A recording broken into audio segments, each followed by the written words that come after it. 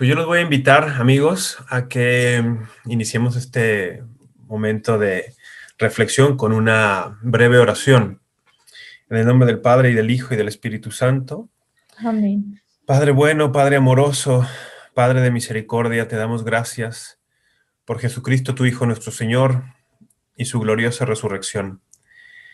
Te damos gracias por el don del Espíritu Santo que nos mueve y nos guía, y queremos pedir la intercesión de María Santísima también, para que en este momento lo que compartamos esté siempre en fidelidad a las enseñanzas de la Santa Madre Iglesia, que nos ayude a abrir el corazón para conocer más el misterio del amor de Dios y poder responder a ese amor amando al Señor y a nuestros hermanos. En el nombre del Padre, y del Hijo, y del Espíritu Santo. Amén. Bien, bueno, he titulado a esta charla "Ya no tienen vino", y está inspirado en un versículo del Evangelio de San Juan, capítulo 2, versículo 3, que se encuentra en el contexto de las famosas bodas de Caná, ya que el título del congreso el día de hoy es María Primer Sagrario. Pues yo pensaba en esto, ¿no? Cuando me contactaron los Peregrinos del Amor para hacerme esta invitación, me decían, bueno, queremos hablar de la Santísima Virgen María, también un poco de la Eucaristía, y me parece que le pusieron un título genial, ¿no? María Primer Sagrario. Y viene muy bien, ¿no? Porque en la tradición católica el mes de mayo es uno de esos meses muy marianos, con mucha devoción a la Santísima Virgen. El Papa nos ha convocado, el Papa Francisco, al rezo del Santo Rosario en distintos santuarios del mundo. Y luego, pues, estamos todavía en la Pascua, que es este periodo litúrgico importantísimo para nosotros, y caminando hacia Pentecostés. Y unos días después de Pentecostés, los católicos celebramos la fiesta de Corpus Christi, que este año viene al inicio de junio. Entonces, me pareció muy apropiado presentar cómo es que la Santísima Virgen María nos prepara para recibir a su Hijo Jesucristo en la Eucaristía. Así como ella nos lo ha dado al mundo en la encarnación, también de alguna manera nos lo sigue dando en la Eucaristía. Y por eso siempre me parece muy bien pensado de parte de la Iglesia que en un mes como mayo, dedicado a María, luego viene después la fiesta del Corpus Christi, que es la fiesta de la Sagrada Eucaristía, ¿no? Cuando pensaba en esto, entonces, todas estas cuestiones, perdón que yo vaya ahí por ahí soltándoles las ideas que se me fueron ocurriendo, también venían a mi mente las letanías del Santo Rosario. Y por allí hay algunas, tres en concreto que yo vi, que nos hablan de este misterio de María como el primer sagrario. Si nosotros pensamos en nuestra tradición litúrgica, un sagrario es este lugar en nuestras iglesias donde se reserva el Santísimo Sacramento después de la misa. Por lo tanto, es un lugar donde nuestro Señor está verdaderamente presente con su cuerpo, su sangre, su alma y su divinidad. Pero este lugar en nuestras iglesias suele ser pues una cajita muy bien protegida y bellamente adornada.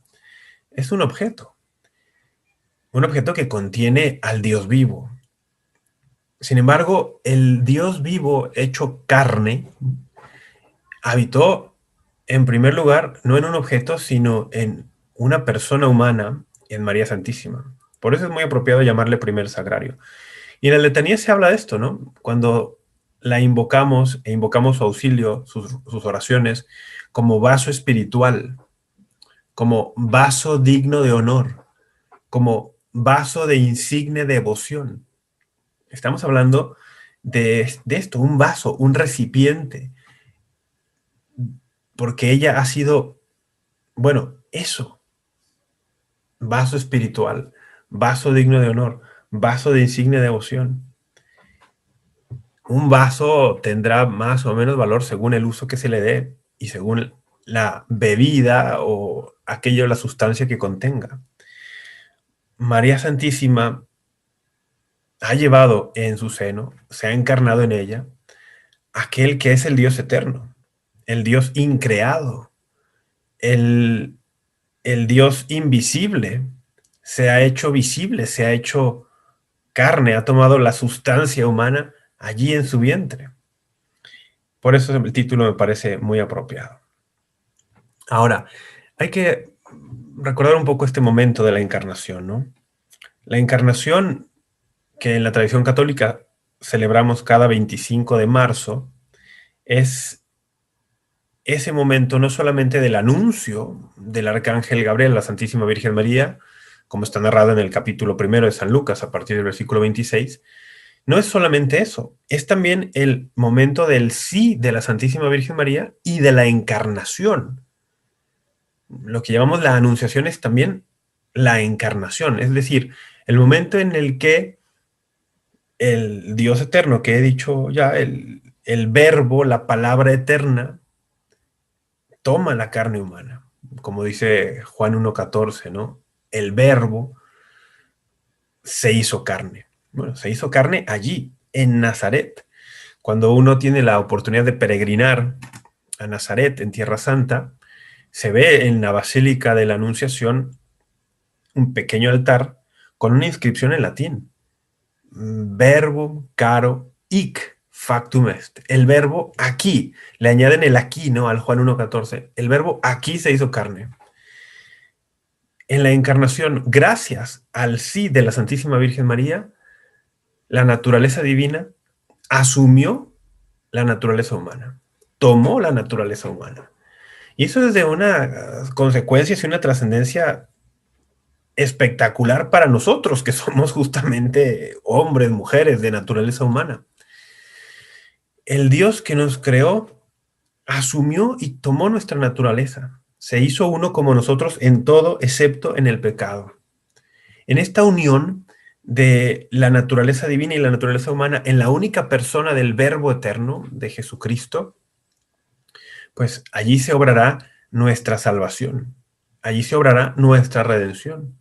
La redención de nuestra humanidad se da gracias a que Dios ha asumido justamente esa humanidad previamente. Bueno, pues por esto es que María tiene el lugar que tiene, María Santísima, tiene el lugar que tiene en el catolicismo, porque justamente por su sí, Dios se ha encarnado, ha asumido nuestra naturaleza y nos ha redimido. Bueno, quería usar esto como manera de introducción. Vamos a buscar entrar ya más al detalle, ¿no? De Juan 2:3, ya no tienen vino. Yo quiero proponerles que hay un camino aquí que Jesús nuestro Señor y María Santísima recorren juntos y que nos invitan a recorrer con ellos, que va desde Caná hasta el Calvario, que nos va a llevar del vino, del agua convertida en vino en Caná, al vino convertido en su sangre en el cenáculo y a esa sangre derramada en el Calvario y dada por nosotros, recibida después en la Eucaristía. Hay un itinerario de Caná al Calvario y este itinerario también puede tener un paralelo en María Santísima, que irá de ser mujer, llamada por nuestro Señor así, a ser llamada madre.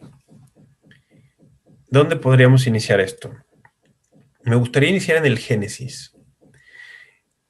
Algunos estudiosos de la Biblia, cuando leen el pasaje de las bodas de Caná en Juan 2, han hecho notar que cuando María Santísima, la Santísima Virgen María, le hace la petición, es una petición a nuestro Señor diciéndole ya no tienen vino, le está pidiendo que provea vino. Algunos estudiosos nos hacen notar que la respuesta de nuestro Señor, lejos de ser una respuesta que falte al respeto, como equivocadamente alguna vez llegué a escuchar a algún predicador cristiano no católico decir que la respuesta de nuestro Señor a María Santísima cuando le dice mujer, recuerdan, mujer, bueno, lo voy a leer como está en la Biblia de Jerusalén, ¿no? ¿Qué tengo yo contigo, mujer? Todavía no ha llegado mi hora.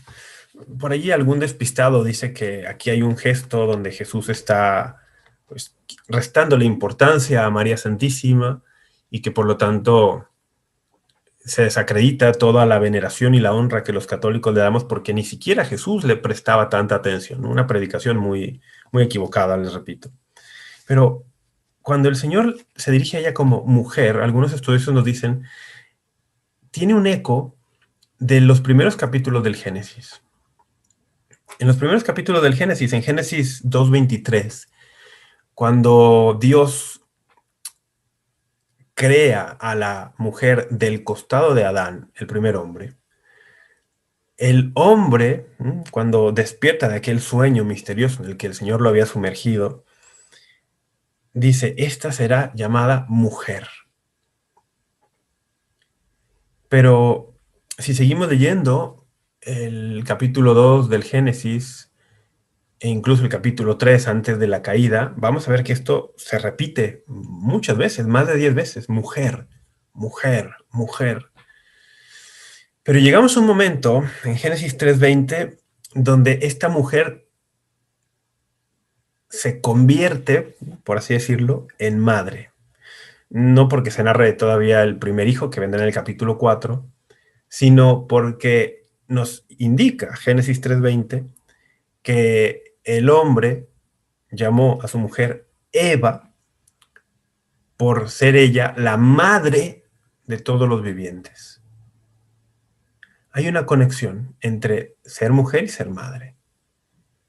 Y se nos describe a esta primera mujer como la madre de todos los vivientes. Hay un itinerario, pues, de mujer a madre. Y es lo mismo que vamos a ver en el Evangelio de San Juan. En las bodas de Caná, nuestro Señor inicia llamándola mujer. Y si vamos al capítulo 19, en plena pasión, al pie de la cruz, en Juan 19:26, escucharemos que le dice, mujer, nuevamente, allí tienes a tu hijo. Hijo, allí tienes a tu madre.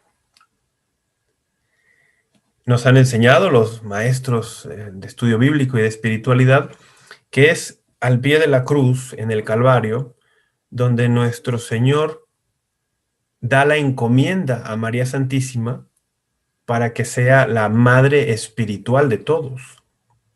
Le asigna esta maternidad espiritual sobre todos los creyentes. Entonces, así como la primera mujer, Eva, fue llamada así precisamente porque sería la madre, vamos a decirlo, en el plano natural, si ustedes quieren incluso biológico, de todos los creyentes, tenemos ahora en la plenitud de los tiempos a la nueva Eva, como se refirió a ella San Irineo de León, padre de la Iglesia,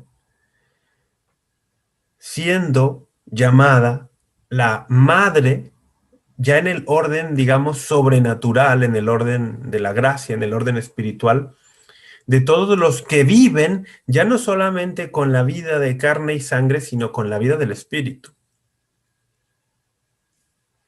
De Caná al Calvario, de mujer a madre, de agua a vino y de vino a sangre.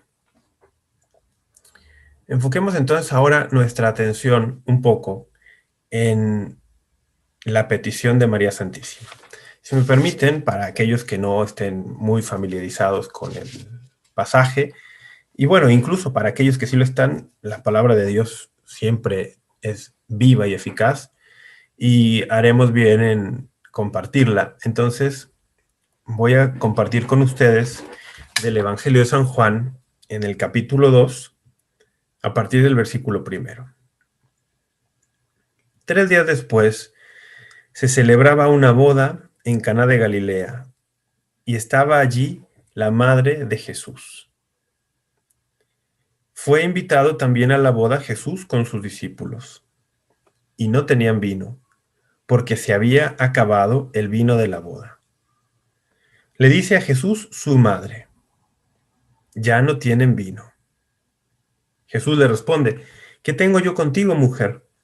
Todavía no ha llegado mi hora. Dice su madre a los sirvientes, haced lo que él os diga. Había allí 6 tinajas de piedra, puestas para las purificaciones de los judíos, de 2 o 3 medidas cada una. Les dice Jesús: llenad las tinajas de agua. Y las llenaron hasta arriba. Sacadlo ahora, les dice, y llevadlo al maestresala. Ellos lo llevaron. Cuando el maestresala probó el agua convertida en vino, como ignoraba de dónde era, los sirvientes, los que habían sacado el agua, sí que lo sabían, llama el maestresala al novio y le dice: todos sirven primero el vino bueno, y cuando ya están bebidos el inferior. Pero tú has guardado el vino bueno hasta ahora. Tal comienzo de los signos hizo Jesús en Caná de Galilea y manifestó su gloria, y creyeron en él sus discípulos. Palabra de Dios. Bueno, aquí hay varias cosas que hay que notar y que deberían llamar nuestra atención. Primero, la referencia, ¿no? 3 días después. ¿3 días después de qué? Bueno, es que si ustedes leen el Evangelio de San Juan desde el inicio, verán que San Juan va haciendo un conteo de días. Se le llama la semana inaugural en algunos estudios bíblicos. Y ese conteo de días culmina en Caná, en la boda. Y es curioso porque el conteo de días, al llegar al día de la boda, nos arroja como resultado que la boda se lleva a cabo en el día séptimo. Y esto inmediatamente, junto con otros detalles en el inicio del Evangelio de Juan, nos van a evocar los primeros capítulos del Génesis, la historia de la creación. En el principio, Génesis 1:1. En el principio, Juan 1:1. Después el conteo de días, 7 días. Ustedes lean el capítulo primero y segundo del libro del Génesis y verán que hay un conteo de 7 días también. Y en la historia de la creación hay protagonistas también. El primer hombre, la primera mujer, Adán, Eva. La tradición del Nuevo Testamento, en autores como San Pablo, en la carta a los Romanos, en la primera carta a los Corintios, le ha llamado a nuestro Señor el nuevo Adán. La tradición de los padres de la Iglesia, como San Irineo de León, que por cierto era discípulo de San Policarpo de Esmirna, que había sido discípulo de San Juan mismo, el evangelista. San Irineo de León llamará a María Santísima la nueva Eva. Tiene sentido, ¿eh? Si hay un nuevo Adán, tendrá que haber una nueva Eva. Y vamos a ver cómo los protagonistas en esta boda, curiosamente, pues no son precisamente el novio y la novia, los esposos de la boda, a los cuales ni siquiera se menciona por nombre, sino que serán justamente nuestro Señor y su madre, el nuevo Adán, la nueva Eva. Bueno, esto es como muy, muy básico, ¿no? De dominio general. Pero lo interesante después es que el vino se termina.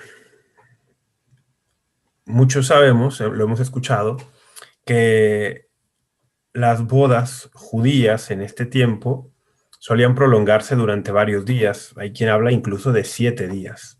Imagínense eso. Si hoy en día una boda que dura unas cuantas horas, una fiesta de boda, representa ¿cómo lo decimos? Un reto para proveer alimentos y vino, bebida para los invitados durante unas cuantas horas. Imaginen el reto que sería proveer vino para 7 días. No sorprende que de pronto se agotara.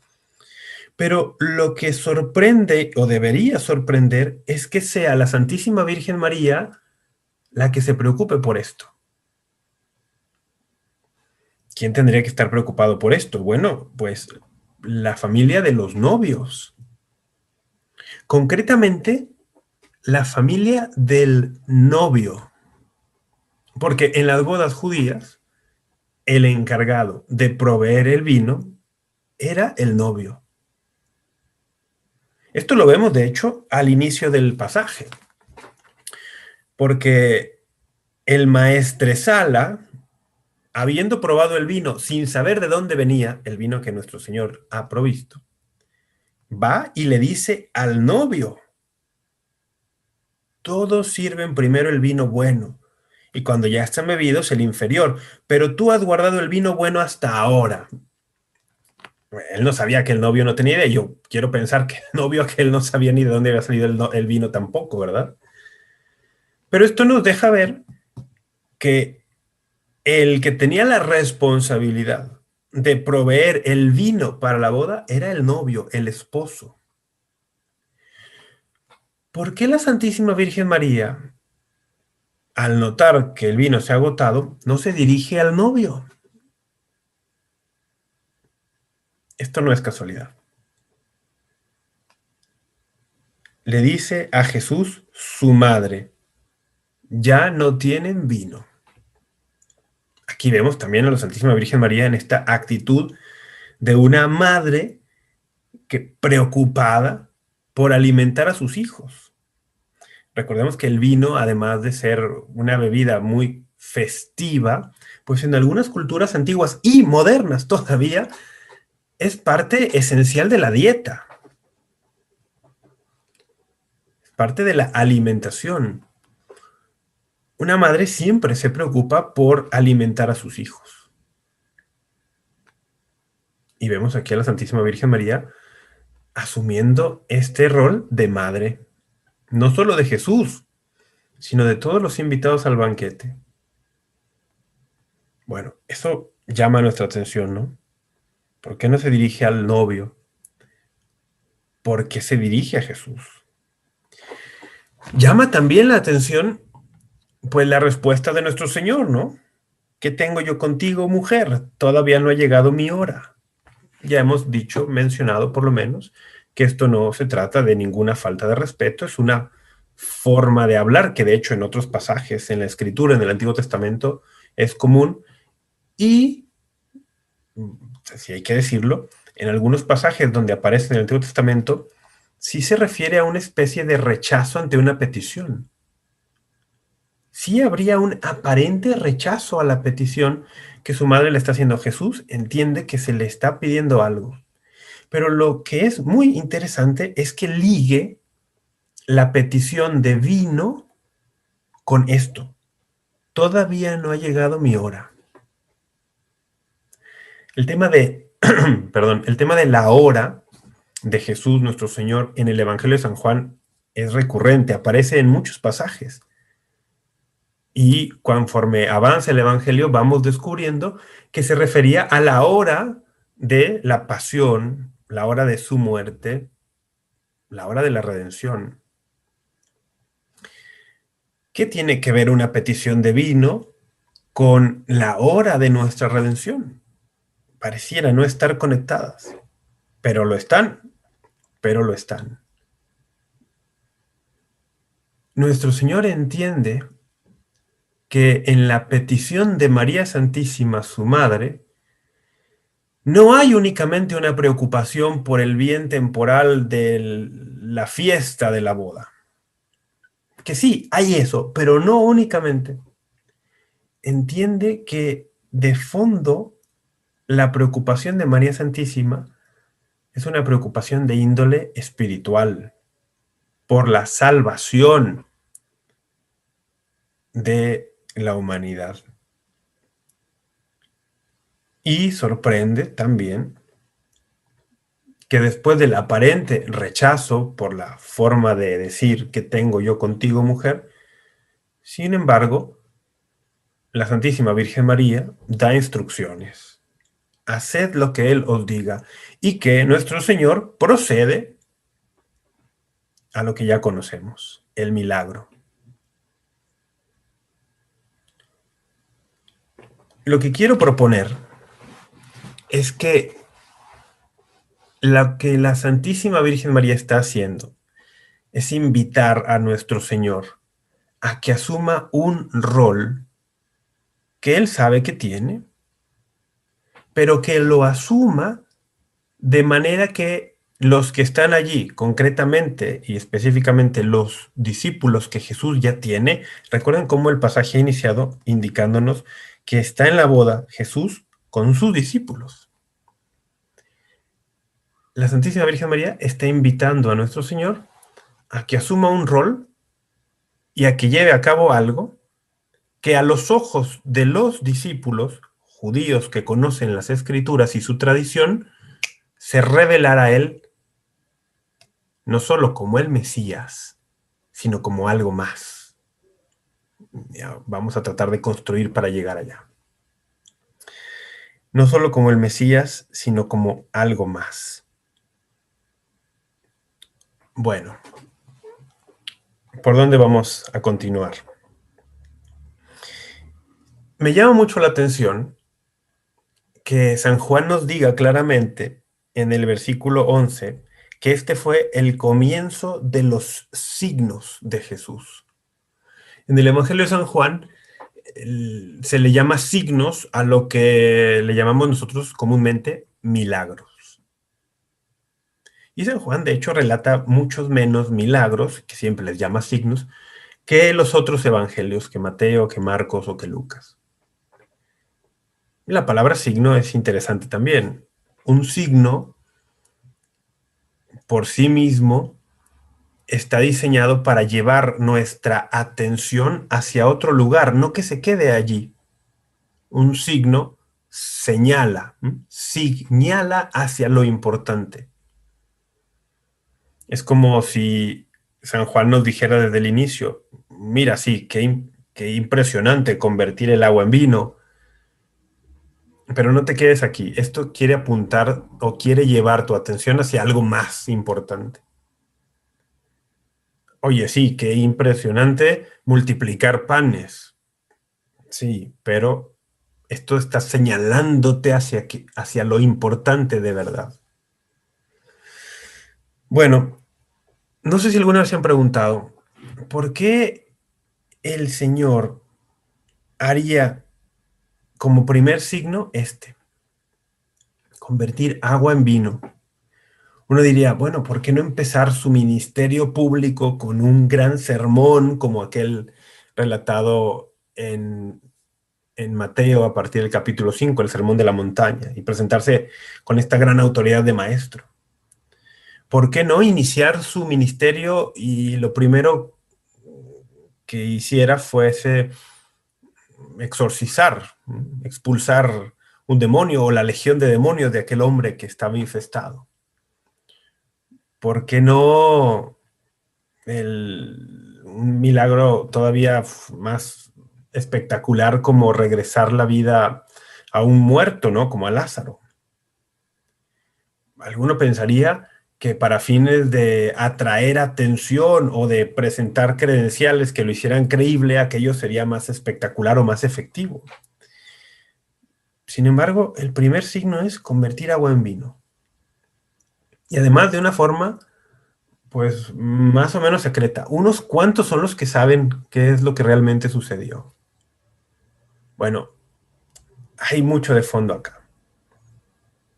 Para entender esto, el ya no tienen vino de la Santísima Virgen María, yo les propongo que vayamos a un pasaje del profeta Isaías en el Antiguo Testamento, para que veamos qué representaba el vino en la mentalidad de los antiguos judíos y con qué esperanza se le asociaba. Esto va a ser bien importante. Entonces vamos a ir a Isaías 24 y vamos a leer del 7 al 11. Isaías 24 del 7 al 11. Estamos en un pasaje del libro del profeta Isaías donde, bueno, se nos narran cosas tristes y, bueno, desastrosas, calamitosas para el pueblo de Israel. Y quiero que noten las asociaciones que hay con vino. Isaías 24 a partir del 7. El mosto estaba triste, la viña mustia. Se trocaron en suspiros todas las alegrías del corazón. Cesó el alboroto de los tímpanos, suspendióse el estrépito de los alegres. Cesó el alborozo del arpa. No beben vino cantando, amarga el licor a sus bebedores. Ha quedado la villa vacía, ha sido cerrada toda casa, y no se puede entrar. Se lamentan en las calles por el vino. Desapareció toda alegría, emigró el alborozo de la tierra. Palabra de Dios. no sé si notaron la conexión que existe entre la falta de vino y la falta de alegría. También la conexión que hace el profeta entre la falta de vino y la ruina de la ciudad.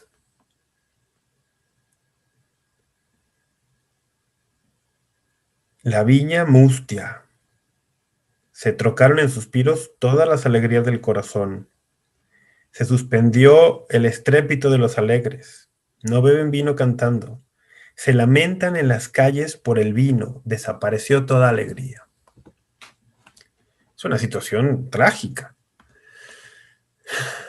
Si nosotros logramos ver en las palabras de María Santísima, ya no tienen vino, un eco de lo que está diciendo aquí el profeta Isaías, pues entenderemos que María Santísima es, vamos a llamarla en un término moderno, la portavoz de la humanidad, anhelante, que reconoce su desesperada situación.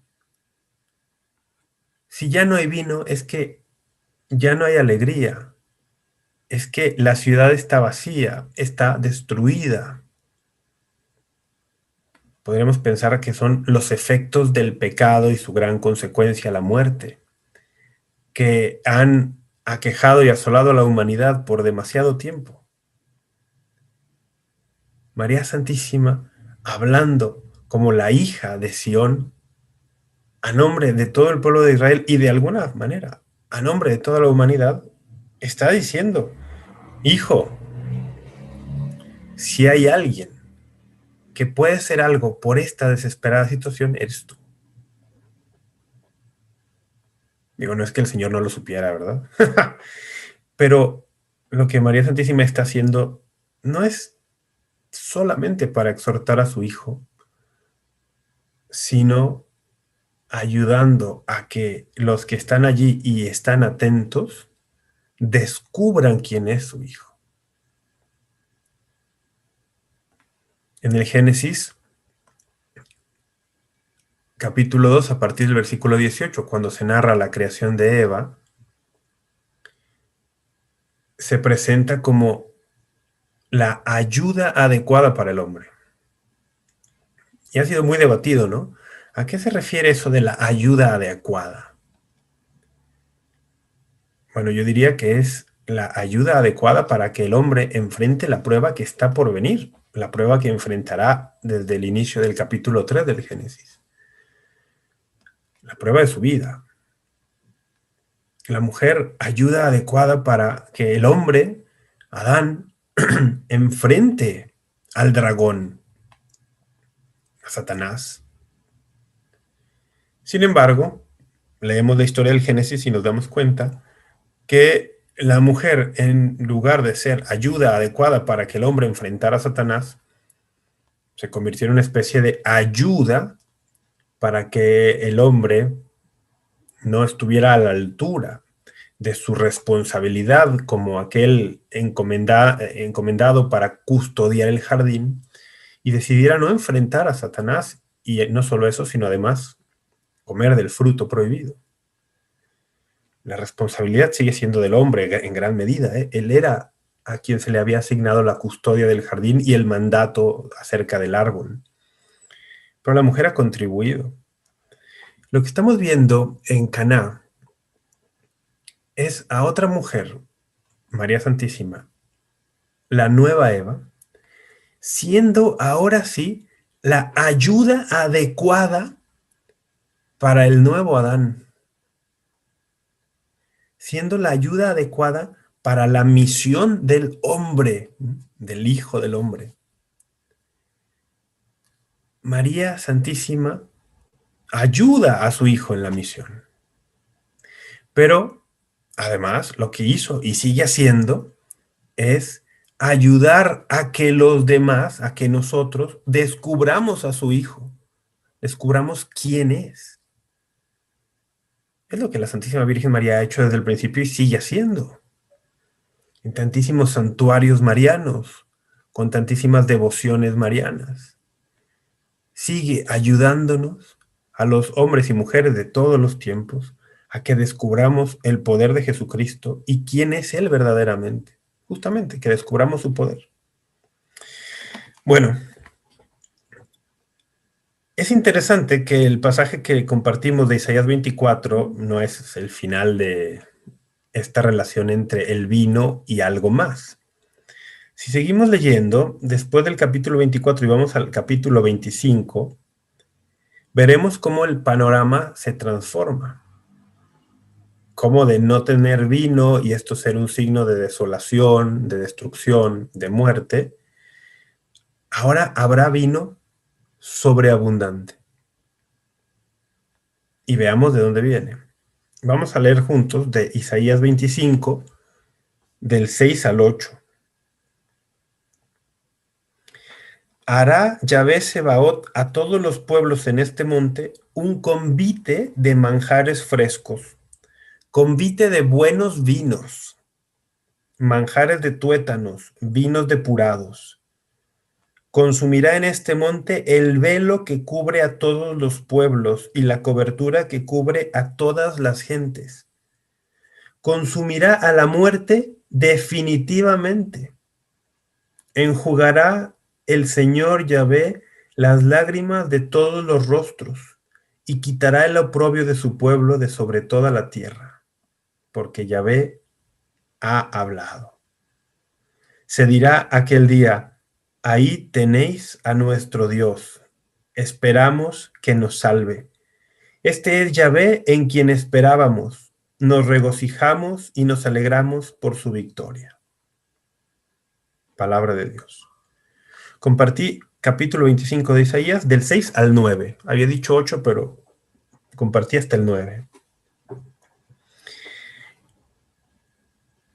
No sé si notaron quién es el que provee el vino. Es Yahvé, el Señor. Un banquete de buenos vinos, vinos depurados. Y en aquel día no solo regresa la alegría, sino que es una alegría verdadera porque no es superficial, dado que consumirá a la muerte definitivamente. Hay una relación entre Yahvé que provee vino y Yahvé que destruye a la muerte definitivamente. Hay una relación entre el vino que Yahvé provee, la muerte que es destruida y la manifestación ante los ojos de todos del poder de Dios. Se dirá aquel día: ahí tenéis a nuestro Dios. Esperamos que nos salve. Este es Yahvé en quien esperábamos. Nos regocijamos y nos alegramos por su victoria. Nosotros los cristianos tenemos en el centro de nuestra fe la resurrección.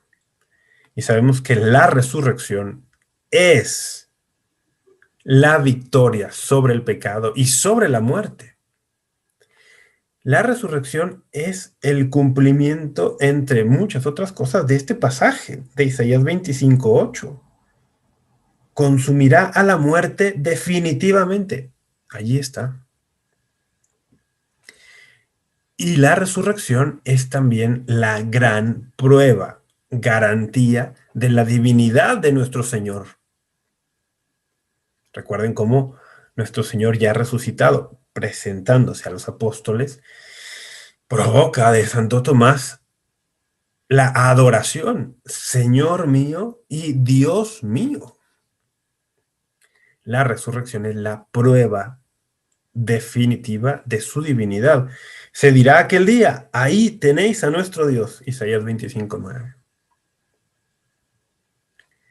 Hay una conexión entonces entre la manifestación de la divinidad, el poder sobre la muerte y el vino. Déjenme hablar un poco más de este Dios que provee vino y que en el Antiguo Testamento es una constante. En profetas como Amós, no lo leo ahora por cuestión de tiempo, pero puedo darle de referencia, Amós capítulo 9, del 11 al 13, o Joel capítulo 3, versículo 18, se nos va a hablar nuevamente de Yahvé, el Señor, proveyendo vino, pero no solamente vino, sino superabundancia de vino. De hecho, en estos pasajes de Amós y de Joel dice que el vino brota, así como para hablar de esta superabundancia de los montes. Superabundancia de vino. ¿Qué pasó en Caná? Cuando la Santísima Virgen le dijo a nuestro Señor, ya no tienen vino. El Señor hizo, no sé, una botellita, tomó una botellita de agua y dijo, bueno, allí tienen una botella más de vino. Tomó 2 o 3 litros de agua y los convirtió en vino. No, no. 6 tinajas de piedra de 2 o 3 medidas cada una. 6 tinajas de piedra de 2 o 3 medidas cada una. ¿Cuánto es eso? Bueno, los que estudian esto de las medidas y equivalencias de la Biblia con las medidas actuales, nos dirán que es algo así como 600 litros. 600 litros. Eso es superabundancia de vino. Y la superabundancia de vino en la mentalidad del judío de aquel tiempo por sus sagradas escrituras hace pensar en Yahvé, que provee vino en superabundancia. Todavía más. Hay muchos pasajes en el Antiguo Testamento, en muchos profetas, donde Yahvé el Señor se presenta como el esposo del pueblo,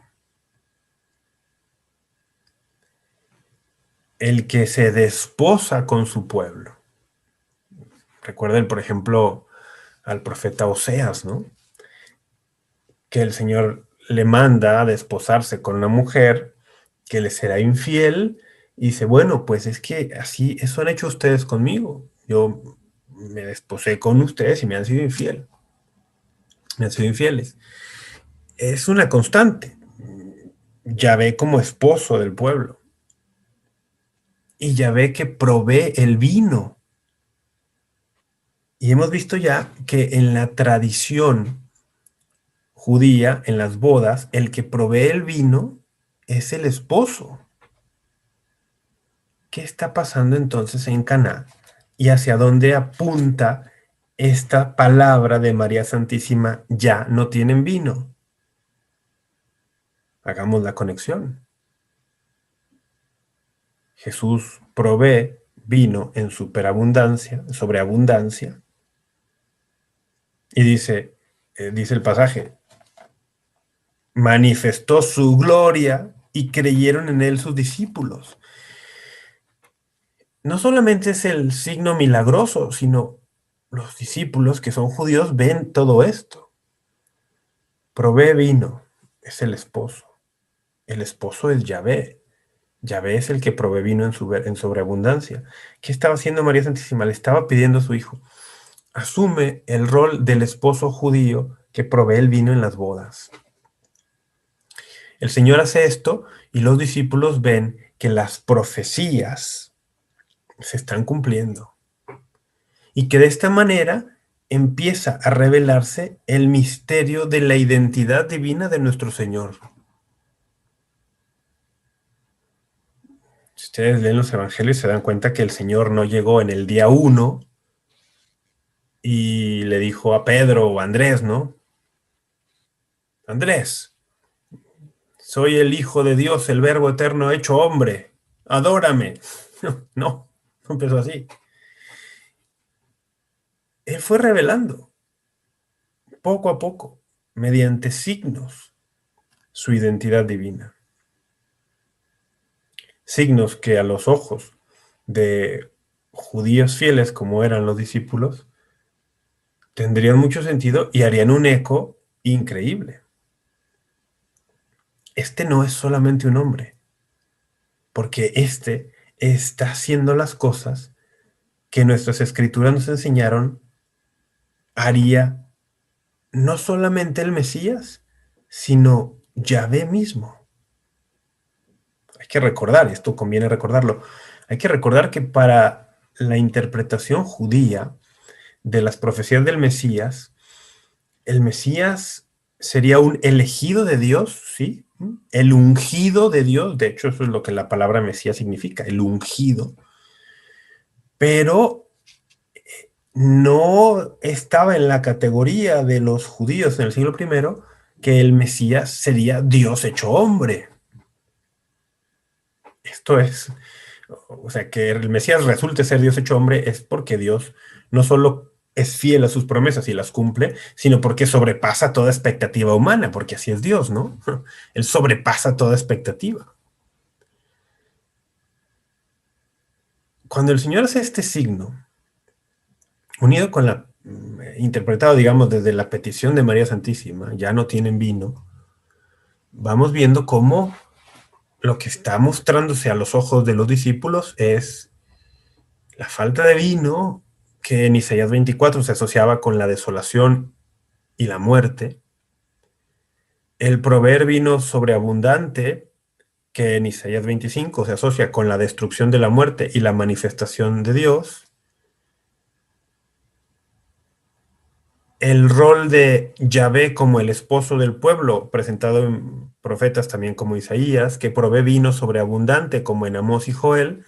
Entonces lo que están viendo es, este hombre que tenemos enfrente es no solamente el Mesías, sino el esposo anhelado que en el momento de la boda provee el vino para el matrimonio. Pues empezó a revelarse así. Y si avanzamos, llegamos a la última cena, donde el Señor toma el vino y dice, esto es mi sangre. Agua a vino, ahora vino a su sangre. Y será el vino de su sangre, derramada en la cruz y ofrecida en la Eucaristía a nosotros, la que sea la cura para la mortal enfermedad del pecado, la cura para la muerte. Isaías 25 nos decía que la muerte sería devorada en la manifestación de la gloria de Dios. Pues el Señor en su muerte le ha quitado el poder a aquel que tenía el dominio sobre la muerte, dice la carta a los Hebreos en el capítulo 2, versículo 15. Y en la Eucaristía nos ha dado a nosotros la medicina de inmortalidad de su cuerpo y de su sangre para que nosotros también, o más bien para que Él venza la muerte de nosotros. De Caná al Calvario, de mujer a madre, de agua a vino, de vino a sangre.